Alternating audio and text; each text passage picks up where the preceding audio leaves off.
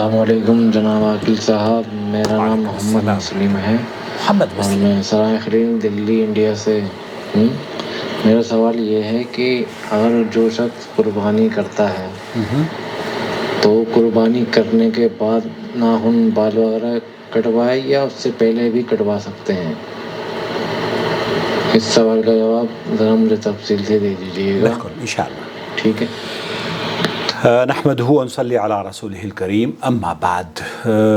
مسلم صاحب ہیں سرائے خلیل دہلی سے، اللہ تعالیٰ آپ کو خوش رکھے اور سرائے خلیل والوں کو اللہ رب العالمین امن و سلامتی عطا فرمائے، ان کو، ان کے پیاروں کو، رشتہ داروں کو، جو لوگ اس دنیا سے چلے گئے ہیں، خاص طور پر بھائی نعیم آپ کے ہاں سرائے خلیل میں ہوا کرتے تھے، اللہ ان کو غریق رحمت کرے۔ شاہد بھائی بہت قریبی میرے تعلقات تھے، سرائے خلیل سے ایک ایسا رشتہ ہے جو کہ میں کبھی بھی فراموش نہیں کر پاؤں گا۔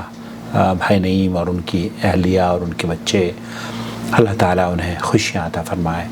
بہرحال سوال بڑا اہم ہے، چونکہ ذی الحجہ کے ایام آنے والے ہیں اور لوگ قربانی کے نذرانے اللہ کے حضور پیش کریں گے۔ ایسی صورت میں انہیں یہ جاننا ضروری ہے کہ وہ جب قربانی کے جانور لیں تو ان کے اوپر کیا ذمہ داریاں عائد ہوتی ہیں۔ تفضل۔ شیخ خالد المصلح ہیں، ان سے یہی سوال پوچھا جا رہا ہے۔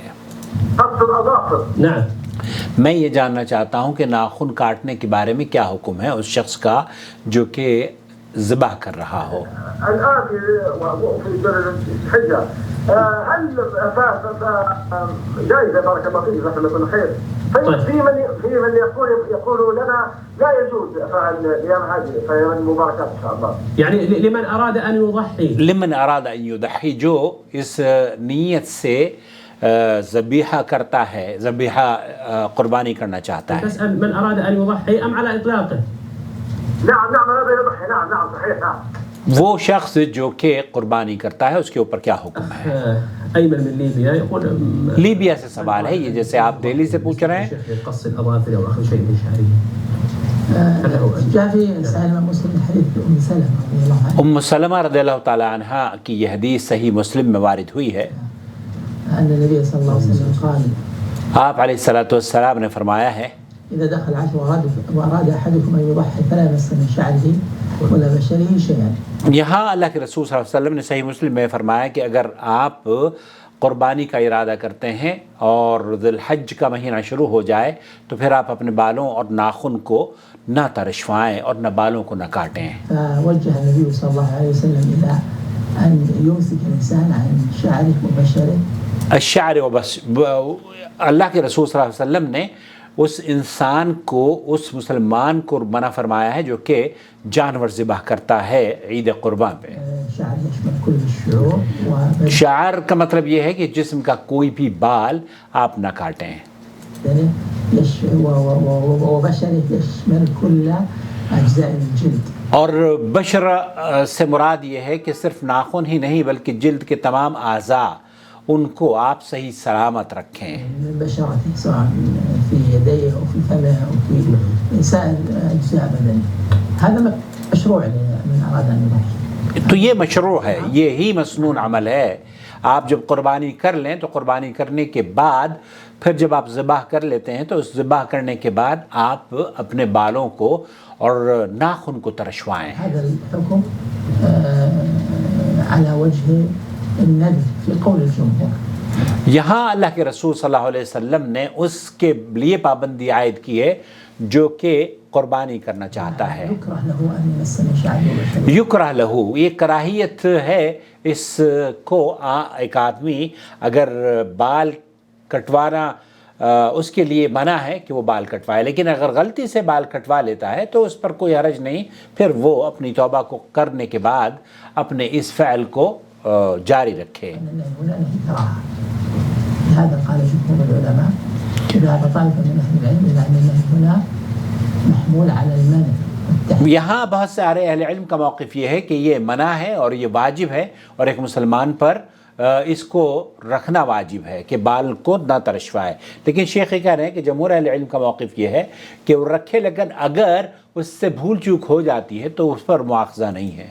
فلا يجوز، بمعنى هذا يجب أن يمسك، لا يجوز له أن يأخذ من شعره ولا من بشره، ويجب عليه الإمساك، وإلى هذا ذهب الإمام أحمد رحمه الله۔ امام احمد رحمۃ اللہ علیہ نے اسی قول کو اخذ کیا ہے کہ اس کے اوپر یہ ضروری ہے کہ وہ اپنے بالوں اور ناخن کو نہ ترشوائے۔ ما نقل عن في إحدى الروايات وهي المذهب، أما القول الأول فهو قول الجمهور من أنه هنا للكراهة، وبالتالي يجوز له أن يأخذ من شعره ومن بشره۔ بعض جمہور اہل علم کا موقف یہ ہے کہ اگر وہ چاہے تو ترشوا سکتا ہے، کیونکہ یہ واجبات میں سے نہیں ہے، لیکن امام احمد بن حنبل نے اس کو کراہیت اور واجبات کے درجے میں رکھا ہے کہ اگر آپ کر لیتے ہیں تو پھر آپ کو توبہ کرنی چاہیے اور پھر اس دن سے آپ اس کو جاری رکھیں۔